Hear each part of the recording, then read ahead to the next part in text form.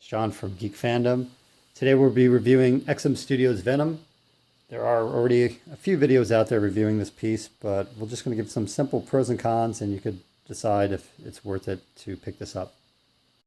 If you're not familiar with XM Studios, they are a Singapore-based company that has regional licenses. So that means if you're not in one of the Asia or European countries that they sell to, you'll have to deal with a middle person, a distributor, possibly a store that's willing to ship to your country. Or you could find them on the usual reseller websites, eBay, and any other auction sites potentially. First thing you'll notice when you open the box is this beautiful XM Studios faux leather box inside.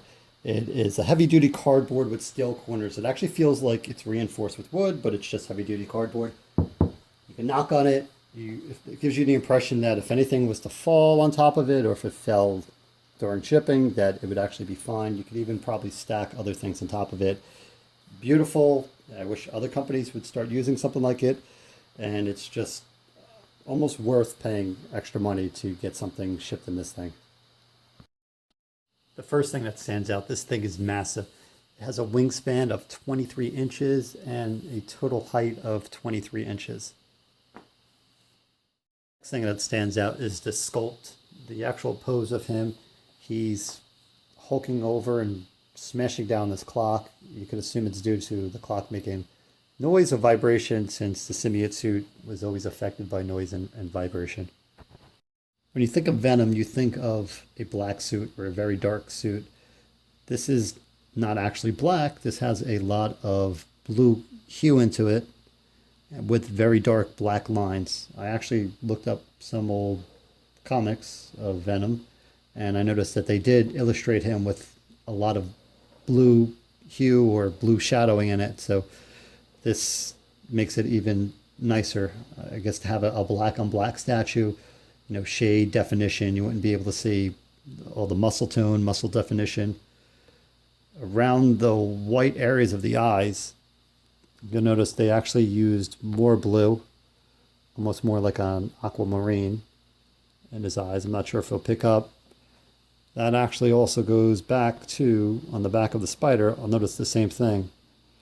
At first I wasn't sure if it's a paint effect.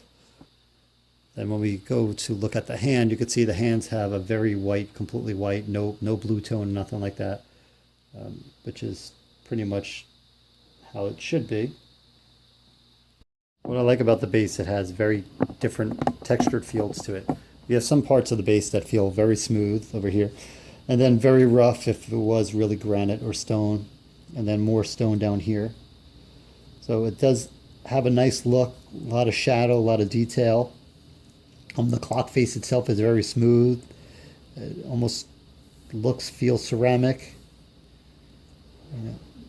The gold trim on the outside, once again, feels a little different. The backside, gears have a definitely distinct bronze or rusted gear look to it. Once again, when you touch it, you could definitely feel texture, different types of painting techniques on it. This feels rough over here, as opposed to the backside of the clock face. It's very smooth, and it just gives it more depth to it, more realistic look. The base has two symbiotes.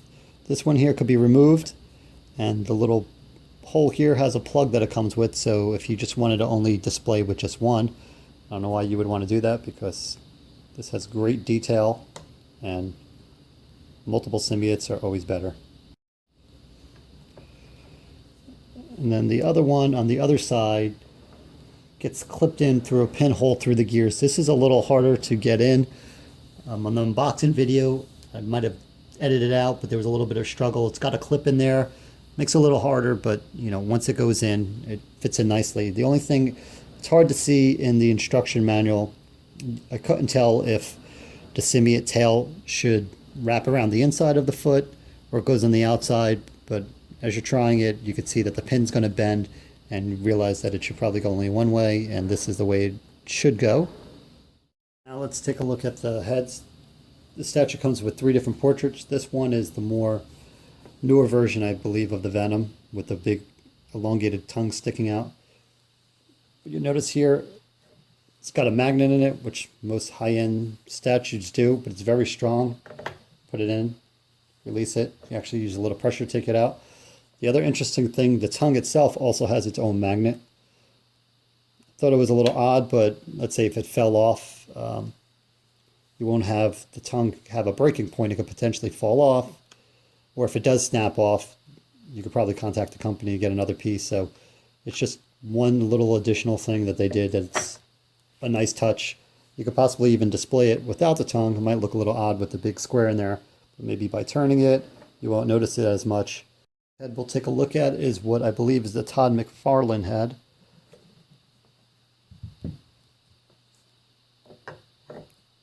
This head is different. It's got that very round look to it. It's got the very round, exaggerated eyes from when Todd McFarlane illustrated Venom. You know, the teeth are similar, but this is a very popular head. Oh, fuck. For Venom, a very iconic look. So it's nice that XM included this one in there. I know a lot of people, you know, when they think of Venom, they potentially think of this one as opposed to maybe the new style. But it's a little slight differences with it, but it definitely gives it a different look as opposed to that one. And the last head that they have is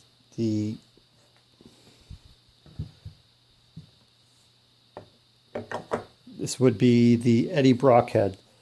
Now this could be, you heard sound or vibration once again, and it's pulling back, or for some reason he's exposing Eddie's face. But you know, once again, great detail. It looks like him as I remember from comics and even from the cartoons. Very nice.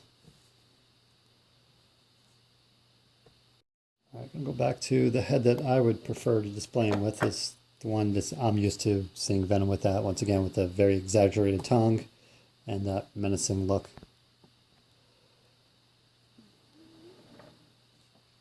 So as far as getting this is a limited to $999. That was worldwide. So from XM themselves, they're sold out. Usually, once again, you got to get them through a reseller or a distributor somehow. Price-wise, is it worth it for the price you're going to pay? If you would have got it straight when it came out or pre-order, depending what country you live at, it probably would have been anywhere $1,000 to potentially $1,300. I think most of these I've been seeing on eBay and other places are going anywhere from $2,000 to $3,000. For $2,000, is it worth it? I think this is probably the best piece I have right now. I believe it's worth it. Once you go more than that, you know, that might be up to you. But if you're able to find this piece somehow for under $2,000, that's an unbelievable steal. I don't know if this will go the way of the Magneto, which seemed to triple and quadruple in price in 3 years, but this is unbelievable, beautiful, great craftsmanship. Other thing I should note out, this thing is heavy. They state that it should be about 30 to 34 pounds. It feels a little heavier than that to me. You're definitely going to need some geek muscles to lift this, and it's definitely going to be a two-hand job there moving this thing around. I'm going to put him in my PAX case behind us right now, and you'll get to see how big that is going to be in there, and that has a shelf height of 28 inches. Venom in the PAX display. You can see next to Thanos, he's shorter, but he has a larger footprint. He's very wide. If I was to turn him so you could see more of his front, he would take up even more space and potentially make it harder to get any other items in here. I do suggest, if you have to move them, is that you take the body actually out of the peg of the clock and move that to the side, move the base down and put him down, because once again, it is heavy. And even though he's fitted in there really well, if you try to pick it up all in one piece, potentially the base is going to fall out and then you're going to have a broken statue. So that's it for this Venom review. Once again, I believe it's worth it. All depends on your price point. Please like, subscribe, leave comments. If you have any questions, we're happy to answer them. We have a lot more XM Studios and some side shows coming out over the next few weeks. So thanks.